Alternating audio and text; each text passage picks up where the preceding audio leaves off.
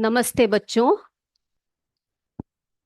तो बच्चों, आज हम क्लास शुरू करने से पहले आपसे एक बहुत ही मुख्य बात शेयर करने जा रहे हैं।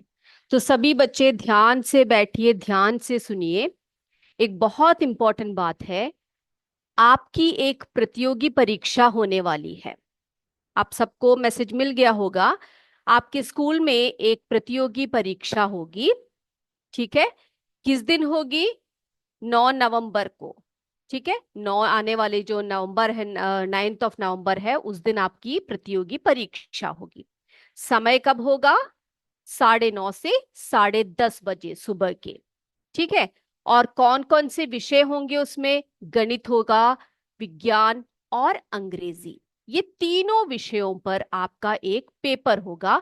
और उसका कुल अंक होगा 60 मार्क्स, 60 मार्क्स, यानी कि 20 मार्क गणित में से, 20 विज्ञान में से और 20 अंग्रेजी में से। ठीक है।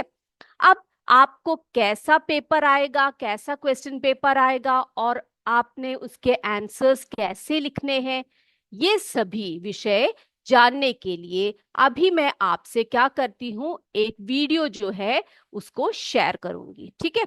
आप पहले उस वीडियो को देखकर आइए, जिससे कि आपको एकदम क्लियरली सब कुछ समझ में आएगा कि आपको कैसे प्रश्न पत्रिका आने वाली है, कैसे आपने आंसर्स को लिखना है और आप एग्जाम के बाद उस पेपर का क्या करेंगे, ये सभी हम अभी आपको बताएंगे। ठीक है। कोई बच्चे बातें किए बिना, सभी बच्चे बातें किए बिना आराम से सुनेंगे इसको। ठीक है। पूरा निर्देश आपको इसमें दिया हुआ है।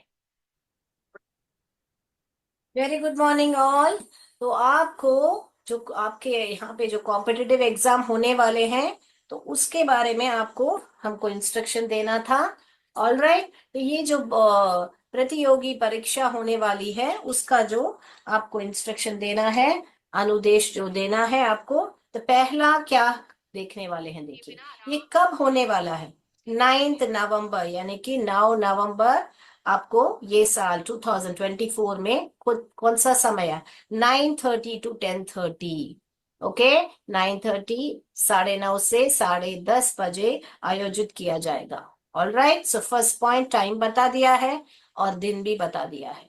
उसके बाद में जो भी क्वेश्चन पेपर सील जो आपके पास आएगा, वो केवल 9 बजे ही उस सील को खोलिएगा, उससे पहले मत खोलिएगा। All right. उसके बाद में विद्यार्थियों को जब प्रश्न पत्र को कुछ भी नहीं लिखना चाहिए। जो प्रश्न पत्र मिलेगा आपको, देखिए ऐसा प्रश्न पत्र मिलेगा आपको, तो उसमें आपको सिर्फ कुछ भी नहीं लिखना, आपको सिर्फ क्वेश्चन पढ़ना है। उसके बाद मैं बताऊंगी आपको। देखिए, एमसीक्यू को केवल पेंसिल का उपयोग करके छायांकित किया जाना चाहिए। और ये एमसीक्यू को कहाँ पे शेड करना चाहिए, ऐसे एक शीट दिया जाएगा बेटा आपको। तो देखिए मैं बताती हूँ। तो देखिए ऐसे शीट दिया जाएगा। अभी मान लीजिए आपका पहला सवाल क्या है, the school children are unruly, ऐसे करके है। तो इसका आंसर मान लीजिए बी है। A good, B wild, C hard working, D sensible है। आपको लगता है कि ये वाला आंसर बी वाला सही है, तो आप क्या करोगे, इस कंप्यूटर शीट को लेंगे और इसमें नंबर 1 देखिए। ये देखिए आपका नंबर 1 में ये बी वाला ही आप शेड करोगे, क्योंकि आपको क्या लग रहा है इसका आंसर ये है, तो आप इसको ऐसे शेड करोगे। बस सिर्फ ऐसे पेंसिल से ही करना है आपको। आप कौन सा आंसर, ए बी सी, इसमें आपको कुछ नहीं लिखना है क्वेश्चन पेपर में। सिर्फ आपको आंसर शीट रहेगा, उसमें क्या करोगे, मिलते ही अपना नाम, अपना स्कूल का नाम आप लिखोगे और उसमें आप अंग्रेजी में ही लिखोगे। क्या लिखोगे बेटा? आपका नाम अंग्रेजी में लिखोगे और स्कूल का नाम अंग्रेजी में ही लिखोगे। और फिर आपका जो भी आंसर है, आपको 60 क्वेश्चंस दिया जाएगा। उस 60 क्वेश्चन का ही हमारे पास, देखिए 1 से 60 क्वेश्चन है। तो आपको क्वेश्चन अपने क्वेश्चन पेपर से पढ़ के आपको कौन सा ऑप्शन है आपको शेड करके बताना है। मैं और एक करके बताती हूँ। देखिए अभी मान लीजिए कि मुझे fifth question, I am to give up in despair and go home. अभी इसका आंसर मुझे चुनना है। अभी मान लीजिए इसका आंसर सी है, तो मैं 5वां नंबर लूंगी। ये देखिए पांचवा नंबर लूंगी, और इसमें ऑप्शन क्या है, मेरा सी है, तो मैं इस सी को ही मैं शेड करूंगी ऐसा। देखा आपने बच्चों? तो मेरे ये आंसर क्या है, ये बी वाला मैंने चुना था। पांचवा आंसर क्या है, मैंने सी वाला चुना है। तो ऐसे आप पेंसिल से ही शेडिंग करोगे। ओके बेटा, समझ में आया? नाम लिखोगे, अपना स्कूल का नाम लिखोगे, किसमें लिखोगे, अंग्रेजी में लिखोगे, और आप ये सारे शेडिंग ऐसा करोगे। ओके बेटा, तो ये ही यहाँ पर मैंने रूल्स लिख के रखे हैं। एमसीक्यू को केवल पेंसिल पेंसिल का उपयोग करके छायांकित किया जाना चाहिए। ओके बेटा। उसके बाद में विद्यार्थियों को अपना नाम और स्कूल का नाम अंग्रेजी में ही लिखना होगा, वो भी मैंने बता दिया आपको शीट पर। उसके बाद में जैसे ही एक बार खत्म हो जाता है आपका एमसीक्यू, अपने कोऑर्डिनेटर्स क्या करेंगे, कक्षावार जो प्रश्न पत्र है उसको, और उत्तर पत्र, उसका मतलब क्या है, ये आपका प्रश्न पत्र है, ये आपका उत्तर पत्र है, दोनों को मिला के आप कक्षावार उसको क्या है, अपने ब्लॉक अपने ब्लॉक के शिक्षा अधिकार जो भी हैं उनको आप सौंप दोगे। All right, is it clear? मैं उम्मीद करती हूँ कि आपको सब इंस्ट्रक्शन समझ में आया। तो आगे कुछ भी डाउट्स हो आप जरा और हमको कांटेक्ट कर सकते हैं। Thank you. जय विद्याशक्ति, जय भारत, जय हिंद, धन्यवाद। तो आई होप सबको क्लियर हो गया होगा कि जो एग्जाम के बारे में मैम ने जो डिटेल आपको बताए, जो जो बातें आपको बताई, इंस्ट्रक्शंस जो बताई, वो सभी सभी बच्चों को क्लियर है, या कोई डाउट डाउट है किसी को? अगर कोई डाउट है तो आप पूछ सकते हैं। किसी को क्वेश्चन पेपर से रिलेटेड या आंसर शीट से रिलेटेड कोई भी क्वेश्चंस है, आप पूछ सकते हैं, पूछिए। जी, क्वेश्चन पेपर आपके सेंटर पर ही आएगा, ठीक है, वो पहुंचा दिया जाएगा। और कोई सवाल, और कोई क्वेश्चन है? तो आई होप ये क्लियर है सभी को, है ना? तो डेट आपको बता दिया गया है, 9 नवंबर को चलेगा ये एग्जाम, ठीक है। समय बता दिया है, 9:30 बजे से 10:30 बजे तक। पेपर आपके हाथ में 9 बजे आ जाएगा। जब आपको इंस्ट्रक्शन मिलेगा तभी उसमें एक सील लगी होगी, उसको आप ओपन करेंगे, ठीक है। 9:30 से आप एग्जाम को लिखना शुरू करेंगे 10:30 तक। और क्वेश्चन पेपर कैसा होगा? एमसीक्यू होगा, यानी कि आपको ऑप्शंस दिए जाएंगे, ABCD करके 4 ऑप्शंस दिए जाएंगे। कितने कुल क्वेश्चंस कितने होंगे? 60 क्वेश्चंस होंगे, ठीक है। तो आपको 4 ऑप्शंस दिए जाएंगे, और चारों ऑप्शंस में से जो आपको सही लगता है आप उसको देखिए क्वेश्चन पेपर पर। और जो आंसर शीट, जैसे कि मैम ने अभी दिखाया आपको, वो जो आंसर शीट है उसमें ऐसे बबल्स होंगे, है ना, ऐसे करके 4 बबल्स ऐसे दिए होते हैं। और इन चारों में से जैसे ABCD करके होते हैं, तो इनमें आपने क्या करना है, ऐसे टिक विक नहीं लगाना है, ठीक है। ऐसे नहीं करेंगे। आप क्या करेंगे, आपको जो सही आंसर लगता है, जैसे कि पहले का आंसर आपको A लगता है सही है, तो आप क्या करेंगे, जैसे मैम ने बताया, पेंसिल से आप उसको शेड करेंगे इस तरह से। ओके। अब दूसरा प्रश्न जो आया, उसका अगर आंसर आपका सी आ रहा है, तो आप क्या करेंगे, सी वाले गोले में जाएंगे और उसको कलर करेंगे पेंसिल से, ठीक है। हाँ, ओके। हाँ, फिर उसके बाद पेपर चेकिंग होगी, ठीक है। तो इतनी बातें जो है सभी सभी को समझ में आ गई है, क्लियर है? अगर इससे रिगार्डिंग कोई भी क्वेश्चंस है आपके मन में तो आप पूछ सकते हैं। अगर ये क्लियर है तो सभी क्लियर करके बोल दीजिए, या ओके करके बता दीजिए। हम अभी क्लास लेते हैं फिर। Is this clear to all? Okay, ठीक है। अगर जिनको क्लियर नहीं हुआ है वो पूछ सकते हैं, ठीक है। इससे कोई भी प्रश्न आप पूछ सकते हैं कि कैसे होगा, क्या है, कैसे करना है आंसर शीट, क्वेश्चन पेपर। आपके पास क्वेश्चन पेपर भी आएगा, बच्चों के पास क्वेश्चन पेपर भी आएगा और आंसर शीट भी होगा, ठीक है। क्वेश्चंस को पढ़ने हैं क्वेश्चन पेपर से, और जो आंसर शीट आपका रहेगा उसमें बच्चों ने बबल करने हैं, बबल में क्या करना है, छायांकित करना है। ओके, आई होप सबको क्लियर है ये। ठीक है, चलिए। तो अभी आज हम क्या करने वाले हैं, मेरे बच्चे सारे नोटबुक्स निकाल लीजिए, और आज हम प्रश्नों के उत्तर करेंगे। ठीक है, तो हमारे जो कोशिका से अंग तंत्र तक का जो चैप्टर है, उसमें से हमारे जो अभ्यास प्रश्न है उसको हम करने वाले हैं। तो सभी बच्चे जल्दी से अपने नोटबुक्स निकालिए, हम अभी अभ्यास प्रश्न करेंगे।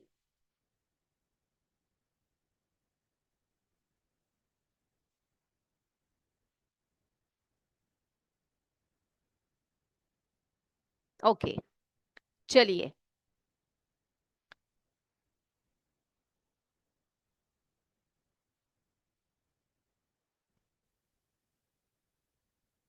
ओके बेटा, पहला प्रश्न देखिए आप। निम्नलिखित सही विकल्प चुनकर।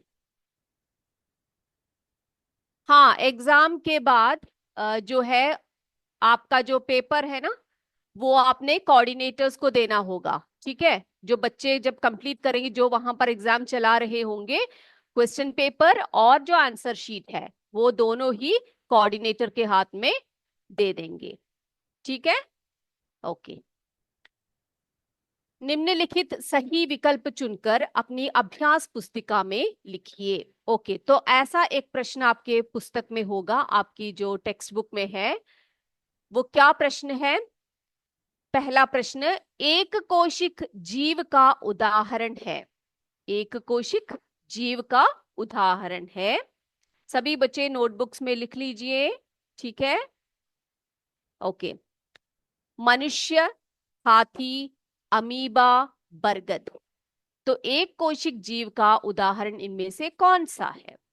हमें पता है इनमें से मनुष्य, हाथी, बरगद ये सभी बहुकोशिक की जीव है, लेकिन अमीबा जो है एक कोशिक जीव है।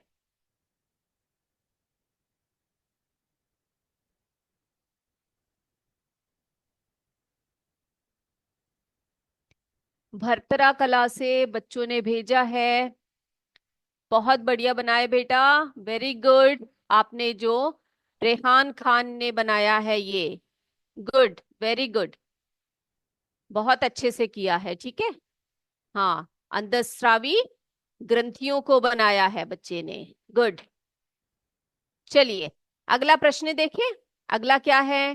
पादप कोशिका की प्रमुख विशेषता है। पादप कोशिका की प्रमुख विशेषता क्या है? बताइए बेटा, क्या है पादप कोशिका की प्रमुख विशेषता? कोशिका भित्ति, हरित लवक, बड़ी रिक्तिका, उपरोक्त सभी। बताइए। हाँ, पादप कोशिका की प्रमुख विशेषताओं में ये सभी आते हैं, है ना।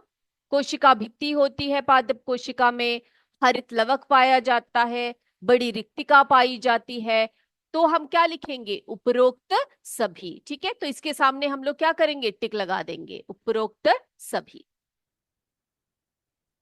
उमंग पांडे, रेहान खान, इन दोनों बच्चों के नोटबुक्स मैंने अभी देखे हैं, वेरी गुड, बहुत अच्छा किया है बेटा। ओके, अगला देखें। कोशिका का ऊर्जा ग्रह कहा जाता है।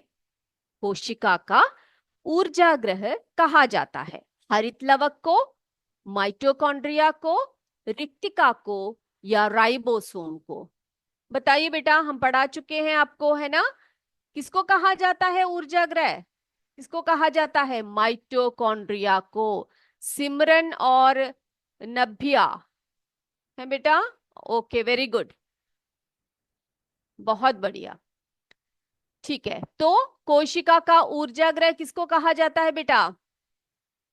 किसे कहते हैं कोशिका का ऊर्जा ग्रह? माइटोकॉन्ड्रिया को, है ना। किसको कहते हैं हम लोग? माइटोकॉन्ड्रिया को, गुड। अगला देखिए, ऑक्सिन है। ऑक्सिन हम लोग पढ़ चुके हैं, है ना। ऑक्सिन, जिब्रेलिन, क्या बोलते हैं, एब्सिसिक एसिड, एथिलीन, ये सब क्या है बच्चे? ये सब पादप हॉर्मोन्स हैं। तो ऑक्सिन क्या है? ऑक्सिन पादप हार्मोन है। ठीक, ओके। अगला, फलों को पकाने के लिए, फलों को पकाने के लिए, जी आंसर सही है, फलों को पकाने के लिए कौन सा हॉर्मोन्स का प्रयोग किया जाता है बच्चे, बताइए। फलों को पकाने के लिए कौन से हॉर्मोन्स का उपयोग करते हैं? एथिलीन का प्रयोग होता है ना। एथिलीन ही ऐसा हार्मोन है जो फल पकाने में प्रयोग में लाया जाता है, एथिलीन। लिखते जाइए जल्दी जल्दी से, या आपके टेक्स्ट बुक में आप निशान लगा सकते हैं, टिक लगा सकते हैं, ठीक है। Okay, good. अगला, रिक्त स्थानों की पूर्ति करें। तो आपके टेक्स्ट बुक का दूसरा प्रश्न है, रिक्त स्थानों की पूर्ति करो। पहला है इसमें, जंतुओं में हार्मोन्स डैश द्वारा स्रावित होते हैं। जंतुओं में हार्मोन्स डैश द्वारा स्रावित होते हैं। तो हमें पता है हमारे जो शरीर में या जंतुओं में जो हार्मोन्स हैं वो विशेष प्रकार की ग्रंथियों द्वारा स्रावित होते हैं, जिन्हें हम अंतःस्रावी ग्रंथियां कहते हैं।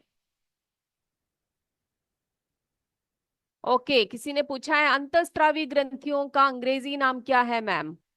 बेटा एंडोक्राइन ग्लैंड्स कहते हैं हम इसको। अंतःस्रावी ग्रंथियों को क्या बोलते हैं? एंडोक्राइन ग्लैंड्स कहते हैं, ठीक है। तो जंतुओं में हार्मोन्स अंतःस्रावी ग्रंथियों द्वारा स्रावित होता है। अगला देखते हैं, कोशिका सजीवों की डैश एवं डैश इकाई है। हम जानते हैं जो कोशिका होती है वो सजीवों की रचनात्मक एवं कार्यात्मक इकाई होती है ना। रचनात्मक और कार्यात्मक इकाई होती है। विद्यालय प्रतापपुर, ओके। काजल, काजल ने बनाया है बेटा, बहुत सुंदर तरीके से बनाया है आपने, बहुत बढ़िया बनाया है, बहुत अच्छे से बनाया है काजल ने। फिर ये किसने? CS सरस्वत, वंशिका। वंशिका बेटा, ये जो आपने जो अंतःस्रावी ग्रंथियों के नाम लिखे हैं और उनके जो डिटेल लिखे हैं, है ना, वही लिखे हैं बच्चे ने। वेरी गुड, वेरी गुड, बहुत बढ़िया, बहुत सुंदर हैंडराइटिंग भी है आपकी, शाबाश। ठीक है, बहुत सुंदर हैंडराइटिंग है। यस, कोशिका सजीवों की रचनात्मक एवं कार्यात्मक इकाई होती है। अगला देखिए बेटा, अगला क्या है? प्रविभाजी। यहाँ पर प्राविभाजी लिखा हुआ है, ये यहाँ पर आप इसको हटा दीजिए। ये प्रविभाजी ऊतक, ठीक है, पौधों की लंबाई में वृद्धि करने में सहायक होते हैं। तो कौन से ऊतक पौधों में लंबाई या वृद्धि करने में सहायक होते हैं बच्चे?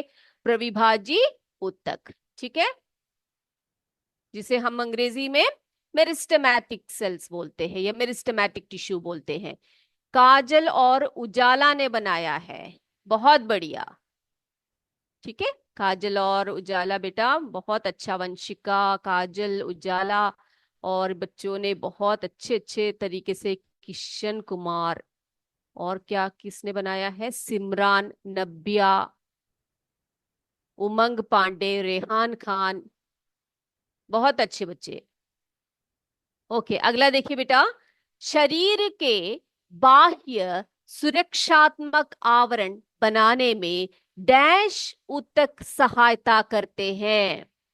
बताइए कौन सा ऊतक सहायक होता है उसमें? हमारे शरीर के बाह्य सुरक्षात्मक आवरण बनाने में एपिथेलियम ऊतक की सहायता होती है ना। एपिथेलियम ऊतक से ही शरीर के बाह्य सुरक्षात्मक आवरण बनते हैं। लिख रहे हो ना सभी बच्चे?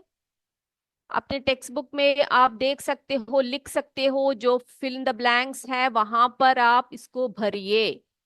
जिन्होंने भरा है उसको एक और बार देखिए, ठीक है। अगला, समान रचना एवं कार्य वाली कोशिका के समूह को डैश कहते हैं। समान रचना हो जिसकी और समान कार्य हो, ऐसे कोशिकाओं के जो समूह होते हैं उन्हें हम क्या कहते हैं? उन्हें हम ऊतक कहते हैं या टिश्यू कहते हैं, ठीक। ओके, ओके बेटा, अगला देखिए, सही और गलत लगाना है आपने। निम्नलिखित में से सही कथन के आगे सही निशान और गलत कथन के आगे गलत निशान लगाने हैं। ठीक है। अभी ये किसका नोटबुक आया है? श्रेया का नोटबुक आया है। श्रेया बेटा बहुत बढ़िया, बहुत अच्छे से किया है बच्चों ने, वेरी गुड। ओके, तो देखिए पहला वाला क्या है? हृदय की मांसपेशियां हृदय की मांसपेशियां निरंतर कार्य करती रहती हैं। हृदय की मांसपेशियां निरंतर कार्य करती रहती है। क्या ये कथन सही है या गलत है?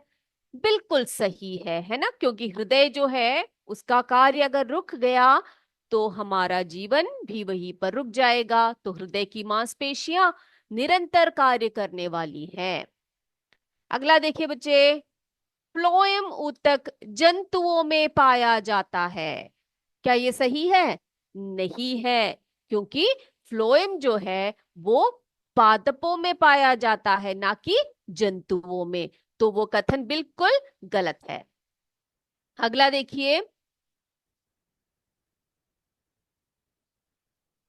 अगला क्या है? अगला, अमीबा बहुकोशिक जीव है। क्या पूछा गया है? अमीबा जो है वो बहुकोशिक जीव है। आपको पता है जो अमीबा है वो कभी भी बहुकोशिक नहीं है, उसका एक ही सेल होता है, वो यूनिसेलुलर होता है, वो एक कोशिक होता है, ना कि बहुकोशिक। तो उसको आप गलत लगाएंगे। ठीक है। अगला देखिए, सजीव कोशिका से बने होते हैं। सही है ना? तो उसके आगे हम लोग क्या करेंगे? एक टिक लगा देंगे। ओके, सभी कोशिकाओं में कोशिका भित्ति पाई जाती है। सभी कोशिकाओं में कोशिका भित्ति पाई जाती है, ये गलत कथन है। क्यों गलत है? क्योंकि हम जानते हैं, हम पढ़ चुके हैं कि कोशिका भित्ति किसमें होती है? पादप कोशिका में, है ना कि जंतु कोशिका में। तो कोशिका भित्ति या सेल वॉल जो होता है वो प्लांट सेल्स में होते हैं, ना कि हर किसी सेल्स में होते हैं। ओके, अब देखो बच्चे, थोड़े से लंबे प्रश्न हैं, आप लिख लीजिए इन सभी प्रश्नों को। पहला है, पहला मीन्स जो पांचवा प्रश्न है हमारा, यानी कि थोड़े से लंबे टाइप के आंसर्स है इसके। तो लिखिए, कोशिका के किस भाग में कोशिकांक पाए जाते हैं? कोशिका के किस भाग में कोशिकांक पाए जाते हैं? किस भाग में पाए जाते हैं? बताइए। बिल्कुल सही, कोशिका द्रव्य, है ना? यस, तो लिखिए आंसर को। कोशिकांग कोशिका के जीव द्रव्य भाग में स्थित होते हैं। जीव द्रव्य कोशिका का सबसे महत्वपूर्ण भाग है, जहां विभिन्न कोशिकांक जैसे केंद्रक, गोल्जी इकाई, ये जा यहाँ पर गोल्जी है, यहाँ पर देखिए बेटा बोर्ड पे, गोल्जी काय, ठीक है, गोल्जी काय, गोल्जी काय, प्लास्टिड्स, लाइसोसोम, माइटोकॉन्ड्रिया आदि स्थित होते हैं। तो प्रश्न क्या था हमारा? कोशिका के किस भाग में कोशिकांक पाए जाते हैं? इसके आंसर को आप सभी लिख लीजिए।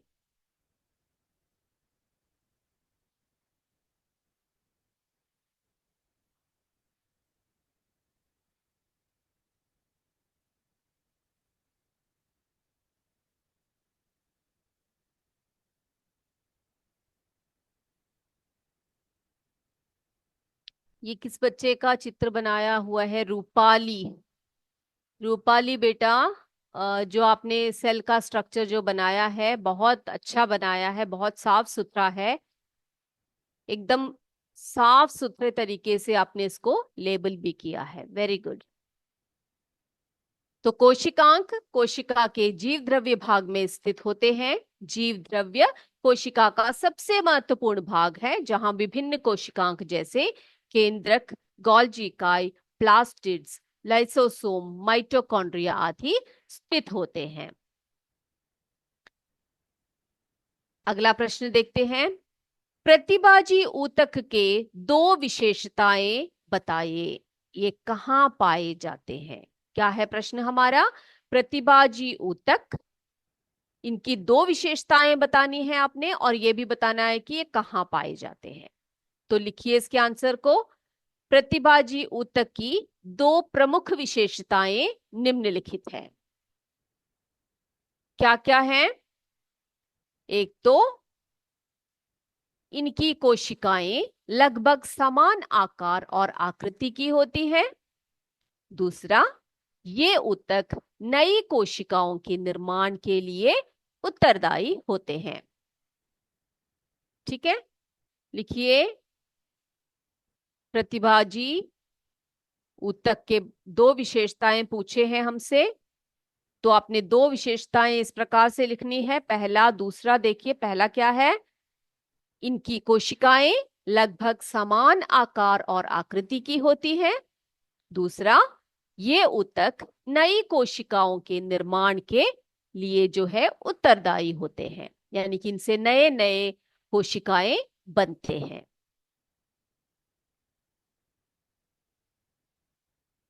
ओके, अगले प्रश्न की तरफ चलते हैं। किन्हीं दो अंतःस्रावी ग्रंथियों के नाम तथा उनके कार्य लिखिए। तो हमने बहुत सारे अंतःस्रावी ग्रंथियों के नाम पढ़े हैं और उनके कार्य भी पढ़ चुके हैं हम लोग। बच्चों ने अच्छी तरीके से लिखकर भी भेजा है मुझे अभी। ओके, तो मुझे पता है सभी बच्चों ने ये पढ़ लिया है, इनके कार्य भी पढ़े हैं। अंतःस्रावी ग्रंथियां कौन कौन सी है, हमारे शरीर के किस किस भाग में वे स्थित है, ये सभी बच्चे देख चुके हैं, सभी हम लोग पढ़ चुके हैं। तो इस प्रकार से अगर आपके एग्जाम में कोई प्रश्न आता है जैसे कि किन्हीं दो अंतःस्रावी ग्रंथियों के नाम तथा उनके कार्य लिखिए, ठीक है, तो आप थोड़ा सा लंबा आंसर है ये देख सकते हैं आप लोग। मानव शरीर में कई अंतःस्रावी ग्रंथियां होती हैं जो विभिन्न हार्मोन का स्त्राव करती है। दो ऐसी ग्रंथियां हैं, कौन कौन सी है हम लिखेंगे। दो, किन्हीं दो के लिखने हैं आपने, तो हम पहला लिखते हैं पिट्यूटरी या पीयूष ग्रंथि, है ना। पिट्यूटरी इसको अंग्रेजी में बोला जाता है, पीयूष ग्रंथि हिंदी नाम है इसका। हम पढ़ चुके हैं पीयूष ग्रंथि को, है ना। पीयूष ग्रंथि को सबने लिखा है, पढ़ा है। यूपीएस होलापुर, हरुआ, वाराणसी से। Okay, yes. तो ये ग्रंथि हार्मोन जैसे ग्रोथ हार्मोन तथा अन्य हार्मोन का स्त्राव करते हैं। हमने ये पढ़ा है कि ये शरीर की वृद्धि और विकास को नियंत्रित करते हैं, है ना। क्या करते हैं ये? वृद्धि और विकास को नियंत्रित करते हैं, शरीर की वृद्धि और विकास को नियंत्रित रखते हैं। पहला तो ये। दूसरा ग्रंथि कौन सा है यहाँ पर? थायराइड ग्रंथि है। थायराइड ग्रंथि के बारे में क्या पढ़ा है हमने बेटा? कि ये जो ग्रंथि है, जो थायराइड ग्रंथि है, ये थायरोक्सिन नामक हार्मोन का स्त्राव करते हैं। वर्तिका, वर्तिका का चित्र है ये, शाबाश, गुड। तो थायरोक्सिन हार्मोन जो है, थायरोक्सिन हार्मोन कहाँ से निकलता है? कौन सी ग्रंथि स्त्रावन करती है? थायराइड ग्रंथि, ठीक है, जो शरीर के उपापचय क्रियाओं को नियंत्रण करते हैं। हमारे शरीर में जितने भी उपापचय क्रियाएं होती हैं, उपापचय क्रियाएं क्या होती है बताया था मैंने आपको, याद है? तो एक बच्चे ने पूछा है उपापचय क्रियाएं क्या होती है, इसे हम बोलते हैं, क्या बोलते हैं इसको हम लोग? जो जितने भी हमारे शरीर में क्रियाएं होती है, जैसे कि श्वसन, पाचन, हमारे शरीर का जो रक्त का संक्रमण होता है, सर्कुलेटरी सिस्टम जिसे हम बोलते हैं, ये सभी जो है ना बेटा, ये सभी उपापचय क्रियाओं के अंतर्गत आते हैं। ठीक है, हो गया सबका? ओके, ठीक है। तो अभी हम क्या करते हैं, आज के लिए बस इतना ही देखेंगे। ये देखो बच्चों ने बहुत बढ़िया बढ़िया चित्र, रौनक यादव, बेटा बहुत अच्छा बनाया है आपने, बहुत कलरफुल है, बहुत बढ़िया बनाया है। यूपीएस संघात से रौनक मिश्रा, वेरी गुड। ओके, बहुत अच्छा बनाया है बच्चों ने। और मैं उम्मीद करती हूं आप सब भी इसी तरह से पढ़ते रहिए। जो जो आपको डाउट्स आते हैं आपके मन में, आप बेझिझक पूछ लीजिए कीजिए, ठीक है। और इससे क्या होगा, इससे आपका भी ज्ञान बढ़ेगा और पढ़ने की जो है वो जो उत्सुकता है वो भी बढ़ेगी, ठीक है। चलिए, तो आज का क्लास हम यहीं पर समाप्त करें, ठीक है। तो एग्जाम से रिलेटेड सभी क्वेश्चंस जो है, सभी को डाउट्स जो है वो क्लियर हो गए होंगे, है ना। अगर कोई डाउट है तो अगले सेशन में मैम आएंगी, उनसे भी आप पूछ सकते हैं, ठीक है। ओके, तो आज की क्लास यही समाप्त करते हैं, फिर मिलेंगे आपसे। जय विद्या शक्ति, जय हिंद, जय भारत। धन्यवाद बच्चों।